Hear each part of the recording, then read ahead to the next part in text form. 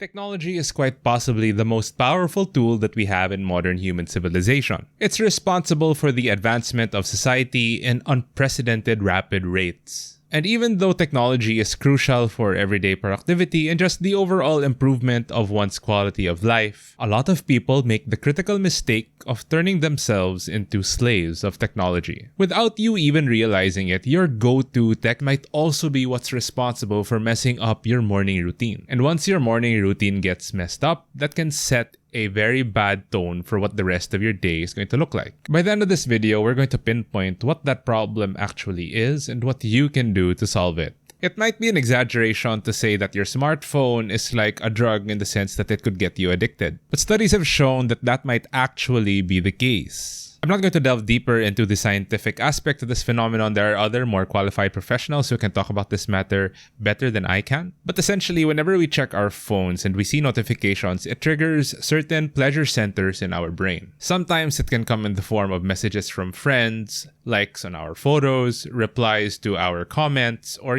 just general interactions that we have with people online. And once your body experiences that pleasure, it triggers the release of hormones that will make you crave for that pleasure over and over and over again. It's essentially the same kind of neurological activity that takes place in the brain of people with addictions whenever they indulge in their addictions. You see, studies have shown that drug addicts aren't necessarily addicted to the drugs themselves, they're addicted to the feeling that they get whenever they take these drugs. It's also the same with people who have food addictions. It's not like they're addicted to just eating a specific kind of cheeseburger or some specific flavor of pizza. They're addicted to the feeling that they get whenever their hunger is satisfied in a certain manner. The satisfaction that they get from eating these foods is what's giving them pleasure. And it's the pleasure that they're addicted to. This is also consistent with people who have smoking addictions. They're not necessarily addicted to the act of smoking itself, but they're addicted to the feeling of relief and calm that smoking gives them. Because these are pleasurable feelings. It's the same kind of pleasure that you get whenever you're interacting with your phone. It can be incredibly pleasurable to receive an email that you've been waiting for so long, or to just receive a message from a friend that you care deeply about. And once your brain gets a taste of that pleasure, it will continue to seek it over and over and over again. Think about it. How many times have you found yourself in the position of not knowing what to do, so you just instinctively grab your phone without even thinking about it? It's almost second nature. When we're lining up for the ATM and we have nothing to do, we check our phone. When we're sitting on the toilet, we check our phone.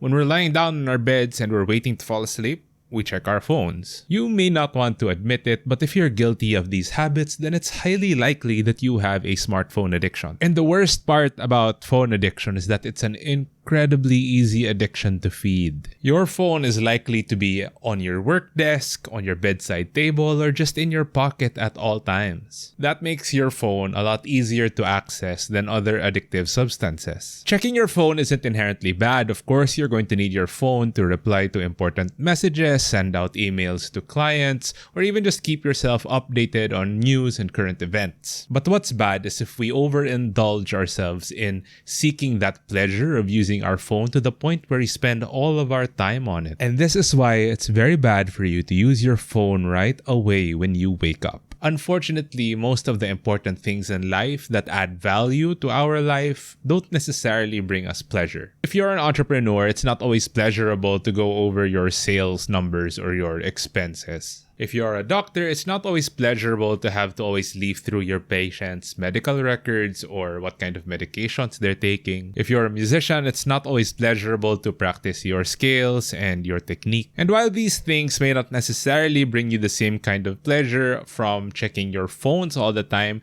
they're still activities that you need to do nonetheless. Now, here's the problem with checking your phone the moment that you wake up every morning. If you check your phone the moment that you wake up, you're giving yourself an immediate high by triggering those pleasure centers in your brain. And if you do that consistently enough, then you're training your brain to constantly seek out that kind of pleasure all throughout the day, every day. So instead of going over your sales and expense numbers, or reviewing your patient's medical histories or medications, or just practicing your musical instrument, your brain is going to naturally want to gravitate gravitate towards your phone because it's the natural source of pleasure. Remember, the key here isn't necessarily to eliminate the pleasure that comes from using your phone. The key to any kind of productivity routine is to find pleasure in the things that add value to your life. Spread your sources of pleasure to many different things so that you're never just reliant on one source of pleasure, and that's how you suppress your addiction. So the moment that you wake up, instead of checking your phone and giving yourself that immediate high,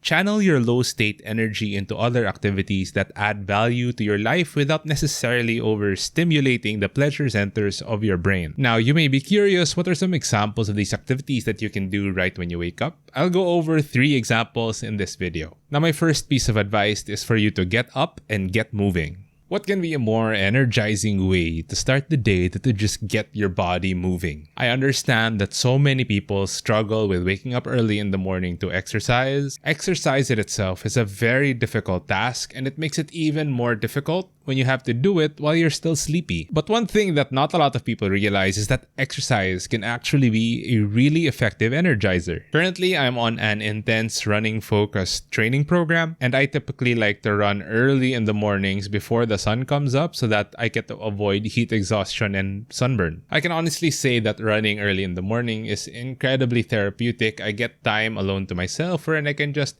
focus on my breathing with every step that I take. I wish I could say that I'm one of those people who enjoy meditation, but I find it very unnerving to just be sitting around doing nothing. And I think that running is the perfect alternative to meditation because it just teaches me to let go of all of my heavy thoughts and focus only on my breathing. Also, there are the other obvious benefits of running regularly, like cardiovascular strength, respiratory health, and weight loss. Another thing that you can do to start your day is to engage in task management and scheduling. I know that I've already been promising this for a while, but I will upload my time management and my scheduling system video here on my channel soon. Typically, I do my task management and scheduling the night before because I like to reserve my mornings for the 2 other activities that I will be discussing in this video. But there's nothing wrong with waking up early and plotting your day. Delay using your phone for just 30 minutes to even an hour every day and just focus all of that time towards scheduling what your day is going to look like. List down all of the important tasks and highlights of your day. Buy groceries, get the laundry done, bathe the dog,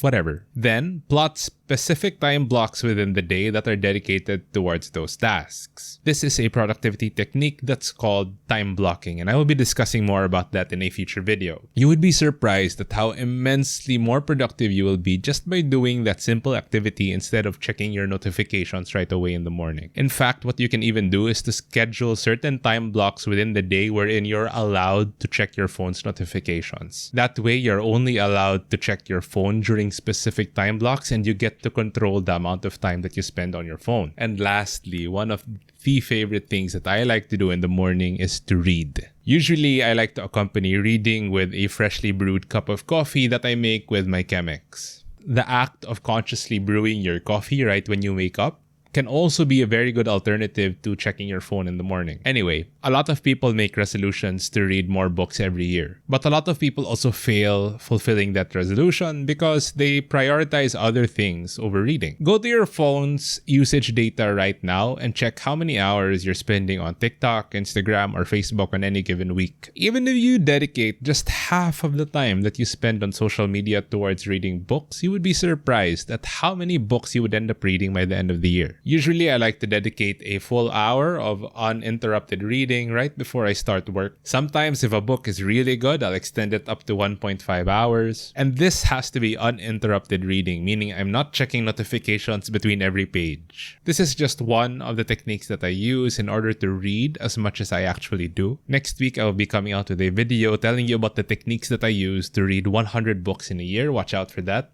Subscribe to make sure that you get that video. But yeah, that just about does it for this video. I can't stress enough the importance of having a solid morning routine because it really can dictate how the rest of your day is going to be like. If you found this video insightful, then I would gladly appreciate your likes or your comments or whatever engagements I can get from you. It would really help a struggling channel like mine to grow and reach more audiences. And I also want to hear about your morning routines. What are some things that you do right when you wake up?